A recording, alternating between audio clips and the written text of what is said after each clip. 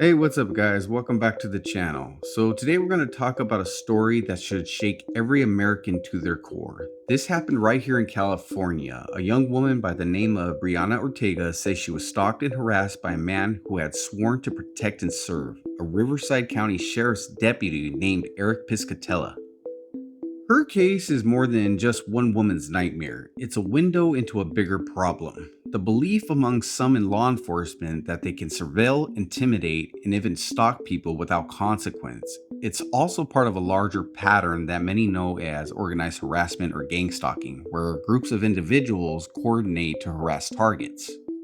Let's look at who Briana Ortega is, who this deputy was, and how the system responded, and why this matters to every single one of us.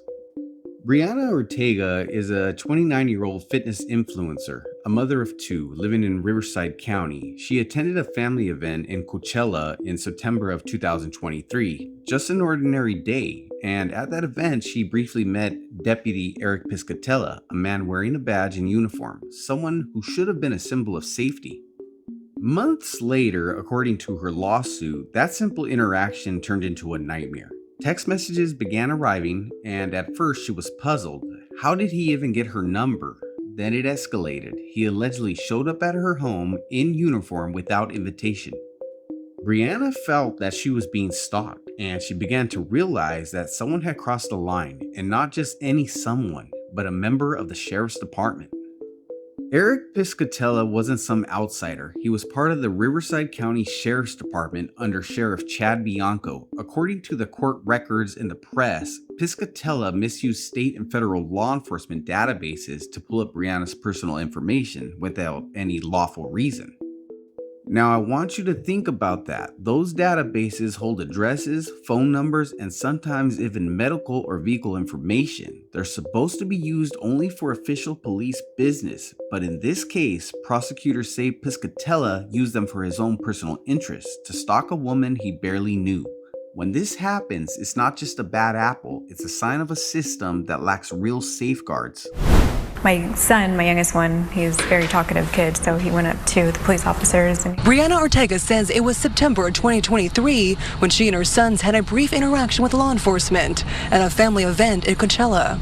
She says among the group was Riverside County Deputy Eric Piscatella. I had a conversation with the sheriff, and that was that. I didn't think anything of it. Briana says no contact information was exchanged, but she says months later she started receiving unsolicited texts. She says she did respond to him because she needed police assistance for an issue her sister had. But she says his texts became more persistent and romantic and escalated when he showed up to her house unannounced while in uniform. As soon as I got there, I had put my stuff down and I was walking to the bathroom, and then I hear banging on my door. She says she let him in because he claimed someone was in her backyard and had jumped the fence. Briana says she became suspicious and started recording this encounter. Yeah, you look pretty without makeup. Sorry, I don't mean to be rude or unprofessional. In the video, Briana says you can hear him complimenting her and interacting with her kids. What school do you guys go to? That's when Briana says she reported him to the Riverside County Sheriff's Department. Her attorney says after that, the department started an investigation. Well, it turns out he was using law enforcement databases to access her personal information, including her phone number and address. And he was charged criminally and ultimately pled to several misdemeanor counts as a result of this. Briana says nearly 2 years later, the fear of being harassed or stalked still lingers. I just, in a bubble, I go to work, come back, and, had to put up cameras and, just try to protect myself the best way I can. And we did reach out, of course, to the Riverside County Sheriff's Department about this lawsuit, which, by the way, was filed last month, and we are still waiting for a response.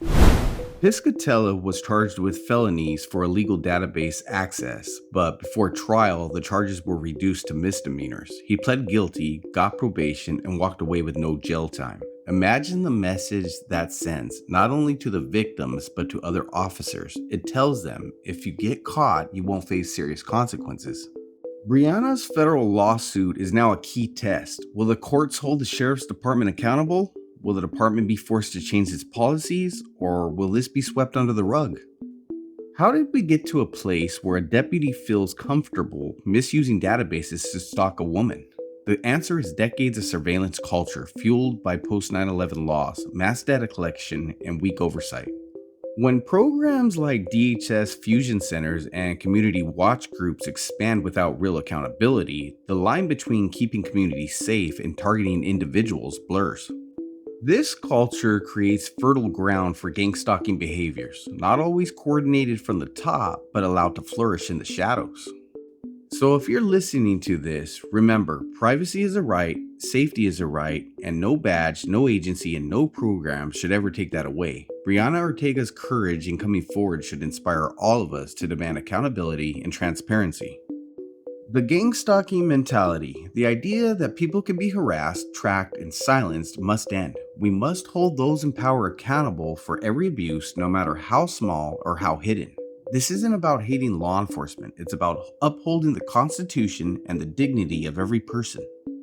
Alrighty, guys, thank you for listening. Stay informed, stay strong, and remember to always protect your peace. Stay blessed out there.